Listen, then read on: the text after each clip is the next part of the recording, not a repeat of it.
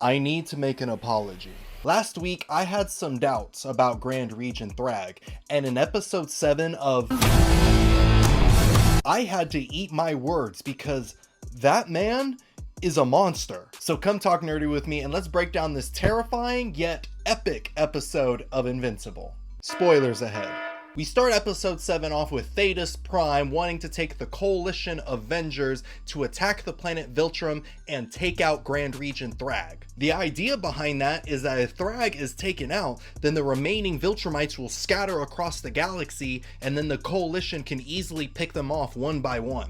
Sounds easy enough. Unfortunately, Thragg was already waiting for them and a bunch of Viltrumites show up out of nowhere and just ambush the team. And despite their plan immediately going sideways, the team is holding their own, especially Tech Jacket, who has that serum dart that takes away the Viltrumites' durability. Tech Jacket was definitely the MVP of this coalition team. And then on top of that, Space Racer shows up with a pack of Ragnars and they just start tearing apart all the remaining Viltrumites. It is crazy. It's not looking good for Thragg. But during this whole time, Thragg is just floating there menacingly. And it's at this moment where the alarm bells start going off in my head. Because when Space Racer showed up, he immediately fired his Infinity Ray. You know, the gun that can take out anything? Well, the beam went right past Thragg's face, and this dude didn't flinch. He didn't even blink. He just floated there. That lack of a reaction by Thragg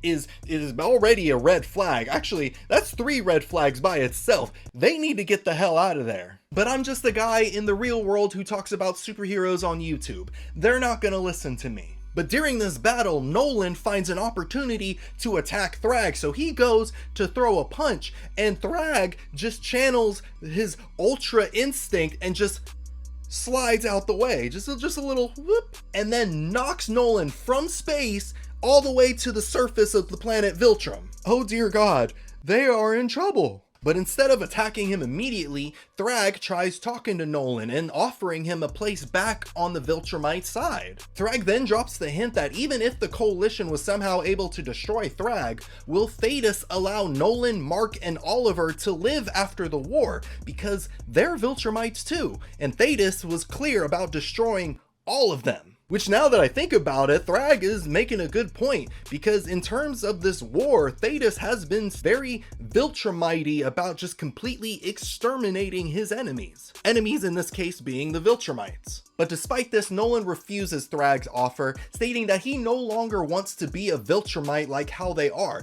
because how they are is what led to their destruction. Which, to be fair, it was their own fault. And the Viltrumites are no longer his family. Nolan has his own family that he truly loves. And I feel like this right here is a turning point in Nolan's character. Like, he's fully rejecting the Viltrumites now and choosing his own path. And I'm so proud of him. But that pride in Nolan immediately turns to fear because Thragg did not like that answer. And let me tell you something, church.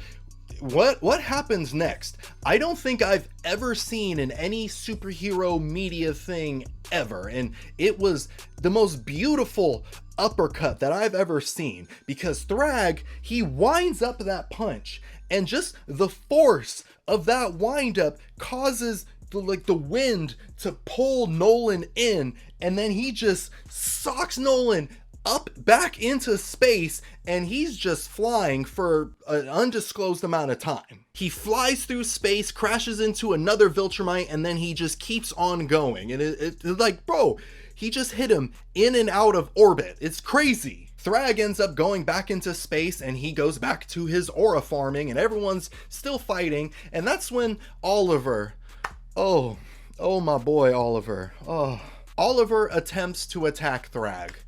I will say, respect to Oliver, because he ain't afraid to throw down, but in this case, he should have been afraid. Oliver didn't even get a hit in because Thragg just breaks his hand, rips off his arm, and then karate chops his jaw off. And I'm like, oh my lord. He did my boy Oliver dirty. And then Invincible sees this happening and is like, oh heck no, that's my little brother. I ain't gonna let that slide. And he goes to attack Thragg too. And Invincible's trying to get into Thragg's head for a bit, like, I killed Conquest!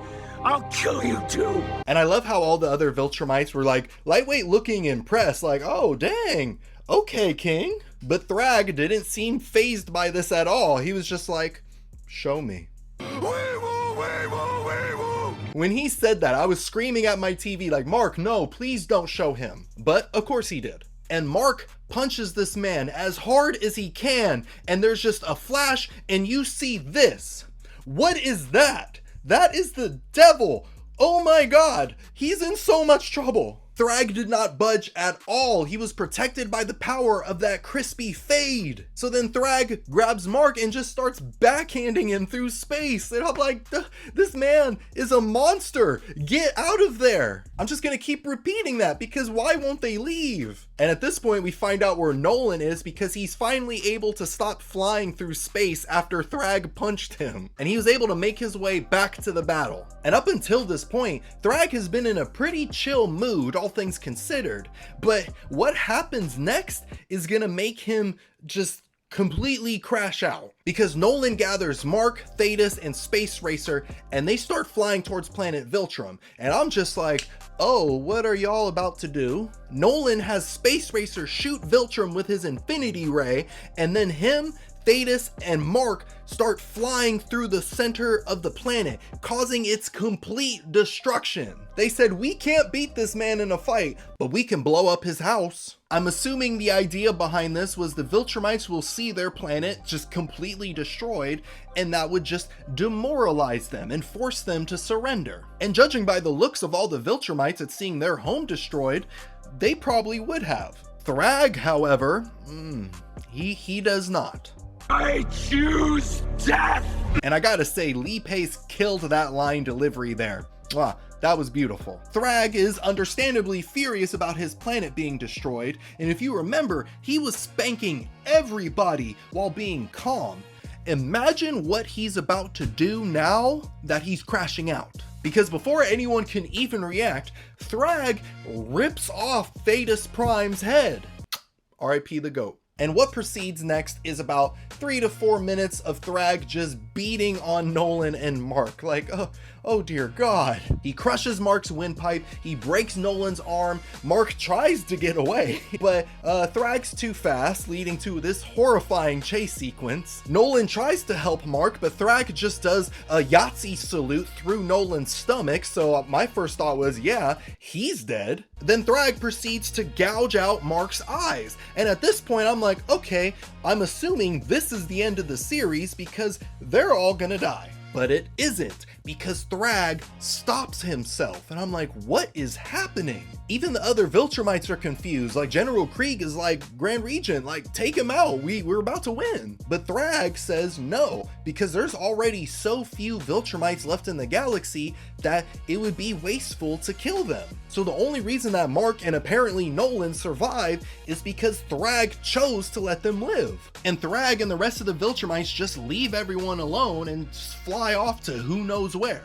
I mean, we do know where, but we're not there yet. So the coalition team is rescued and things aren't looking good. Thetis is dead and Alan the alien was appointed as the new leader of the coalition, which honestly didn't make a lot of sense to me. I feel like his wife was more qualified to be the leader, but you know, whatever. But Alan is telling the group that they were trying to track Thragg and the rest of the Viltrumites to see where in the galaxy they could be going, and they have no idea. But that's when Mark remembers that Thragg kept mentioning how few Viltrumites there are left, and as far as they know, there's only one place in the galaxy where they could breed more Viltrumites, and that's Earth. Which is what I'm assuming, that Thragg is going to go to Earth to conquer it, and then just breed with all the humans there and create a new half-breed Viltrumite army. And that would be really bad. But even if Mark and the coalition knew what the Viltrumites were doing, what are they going to do about it? Did you not see the shenanigans that Thragg was pulling this episode?